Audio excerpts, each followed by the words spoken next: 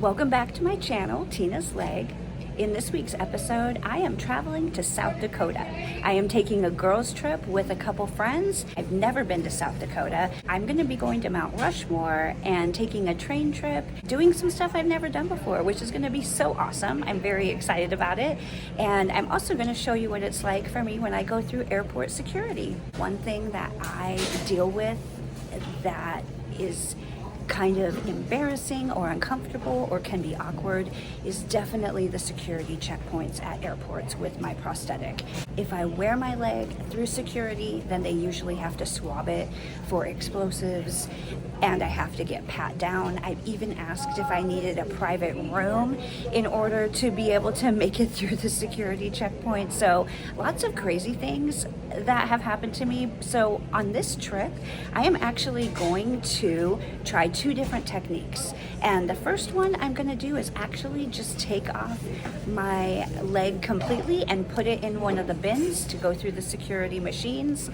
And I have actually never done that before, but I'm wondering if I do that, I won't have to go through all the other processes that I typically go through. And I'm gonna take you along and show you mainly what traveling is like, especially through airport security when you have an artificial leg or any kind of prosthesis.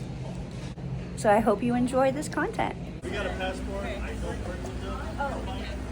Or passports. Yeah. IDs or passport we have? I have an ID. These bits, Oh. take the stuff out of that one. Okay. Oh. Everything goes inside of these.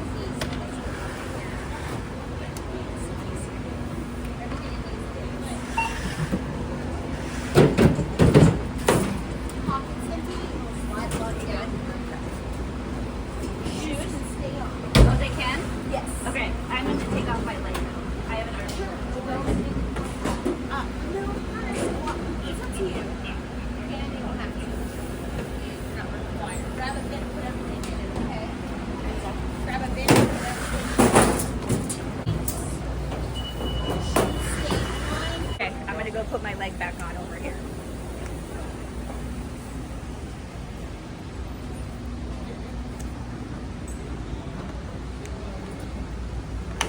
That was so much easier than me leaving my leg on. They usually have to frisk me or swab me for explosives. So that was a lot better experience.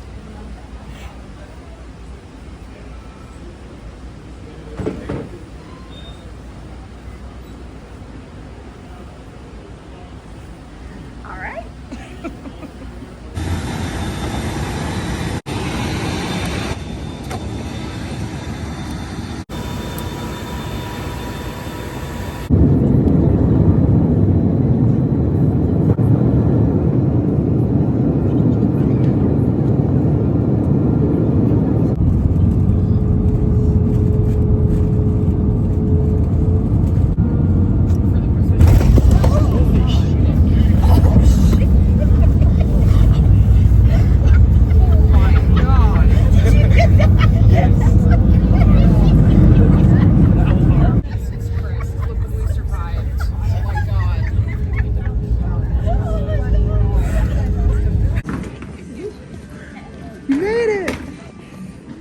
Hi guys, Editing Tina here. I wanted to kind of pause in the middle of my two flights to give you some information that I found out. First of all, I did want to comment on the landing of our first flight.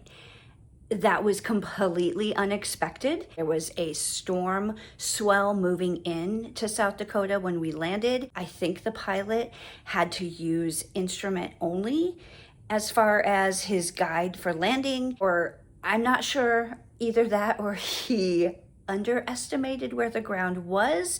We hit pretty hard. That was actually the hardest landing I've ever experienced in my whole life.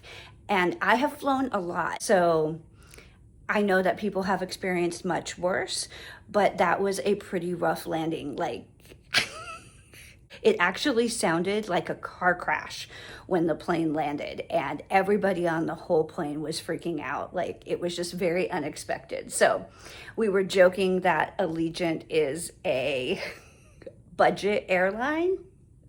and that you have to pay extra for the soft landings. If that is true, I would pay extra for the soft landings.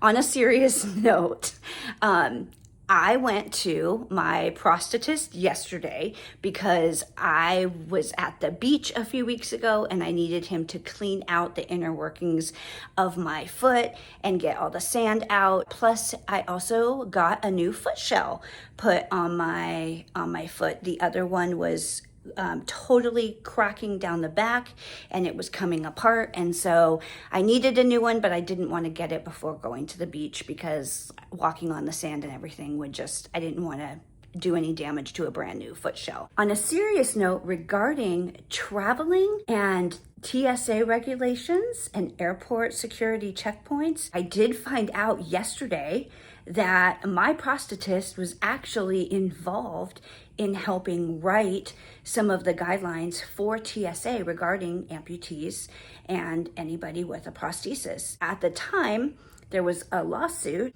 about 15 or 20 years ago.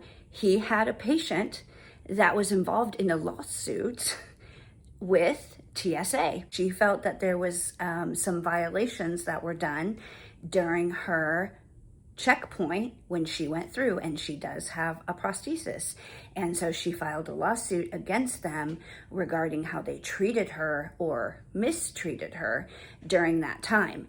And so she said that she would drop the lawsuit if they would consider putting in regulations for amputees.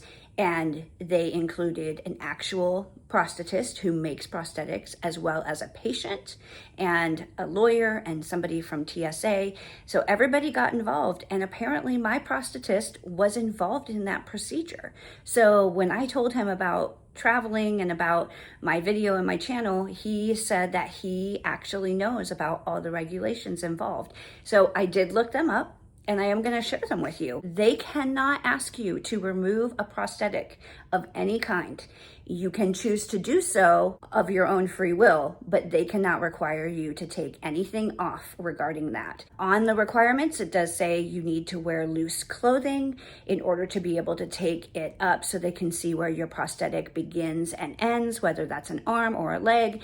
So make sure that that is accessible for them. They have to be able to swab it. You have to be willing to go through extra security measures. Seth, who is my prosthetist, he said that they have a special x-ray machine that they can put over your prosthetic, and they take pictures all the way around to make sure that there's nothing wedged inside or anything suspicious. I definitely have had to go through extra pat downs and extra scrutiny in regards to it. I have been in other countries where they have asked me to take my leg off. Now, the TSA regulations are obviously only across the board in the United States, so they do not apply to international travel and what other countries might require. And another thing that surprised me was you are always allowed to ask for somebody else to be with you.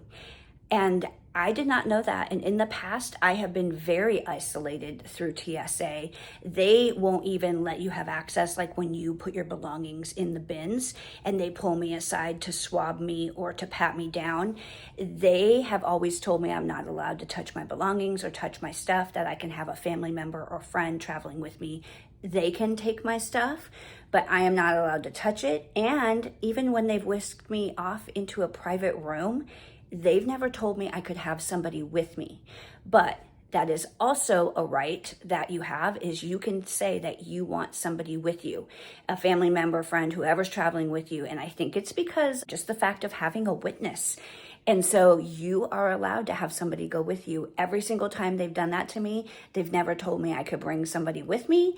And they have made it seem like actually I wasn't even allowed to. So if anything like that ever happens, you can ask for a supervisor to ask questions about your rights regarding those situations. So you do not have to take off your prosthetic, and you can have somebody with you if they do ask you to go to a private room for either extra scanning or an extra pat down or whatever that might look like. Thank you, Seth, for informing me on the TSA regulations for amputees. I did not know that there was separate guidelines for that. And so I was fascinated to read all of them and to figure out what our rights are, as well as what TSA is and is not allowed to ask us to do. So hopefully that information helps or is at least interesting, because that was brand new information to me. And I've been traveling my whole life. I remember traveling when I was a teenager, and I would go to the airport and there were no regulations. They would be so embarrassed, like they would notice I had an artificial leg and I would tell them, oh, I have a prosthetic, that's why the alarm is beeping. They would look at me and just wave me on by. They would be too embarrassed to ask me any questions or to even ask me about it. And I used to think that that would be a good way for people to smuggle stuff on to a plane. And so I am glad that there are regulations, and I'm totally fine with the extra precautionary regulations. But it is nice to also know my rights and what I'm allowed to ask for, or where I can draw the line and say, nope, I'm not taking off my prosthetic. So hopefully that is helpful information. Enjoy the second part of my flight and my journey back and see what that was like for me.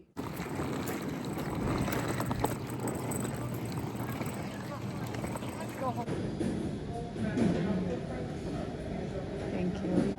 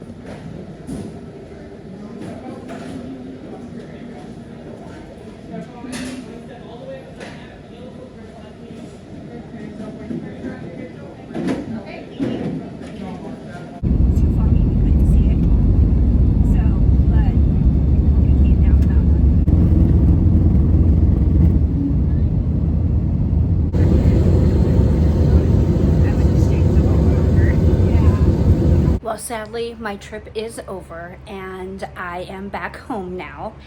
I will say that, first of all, the trip was so amazing. We had the best time, and you are going to get to see all the different things that we did. I'm just going to continue each week posting a new video. One video is going to be about the 1880 train. The next video will be about Big Thunder Gold Mine, as well as the Rushmore Caverns. We went and did a cave tour into the caverns. And then the next video I will post will be of Mount Rushmore and Crazy Horse. We visited both of those monuments, and we just had an amazing time. They were incredible. I would highly recommend all of them to anybody that goes and visits the Black Hills of South Dakota. But this concludes this episode of Tina's Leg. So I hope that you enjoyed seeing what airport security was like for me. And truly, I honestly think that from now on, I should just take my leg off and put it through the machine. It's so much easier for me than having to walk through the machine for them to have to swab me and frisk me and do all of that. This was a smaller airport that we went to, and normally I fly out of Sky Harbor, which is much stricter, and their procedures are much more intense and thorough. So usually I am pat down. I'm asked to, if I'm wearing jeans, I'm asked to open my jean button, and they usually pat me all the way around, as well as even make me pull my jeans up all the way to where my leg starts and swab both the top and bottom of my leg, as well as my hands and the bottom of my feet. And sometimes if anything weird pops up, like if you're wearing lotion or anything, then they will ask me to maybe go to a private room so they can inspect my leg. Truthfully, putting it through the machine, that is definitely going to be my go-to, because that was so much easier. There was no hassle involved with that at all. That was a game changer for me. Honestly, and I can't believe I just now have only discovered it. If you're wondering, I am all dressed up because I am about ready to head out to a murder mystery dinner.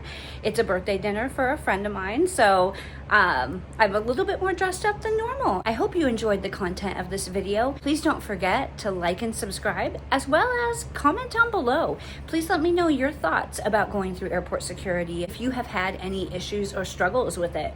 I would love to hear. I hope that you guys all have a great week, and please stay tuned for next week, as I am definitely going to be submitting more videos on all of the adventures that we had during our trip. Thanks again so much for watching Tina's Leg, where every day is leg day.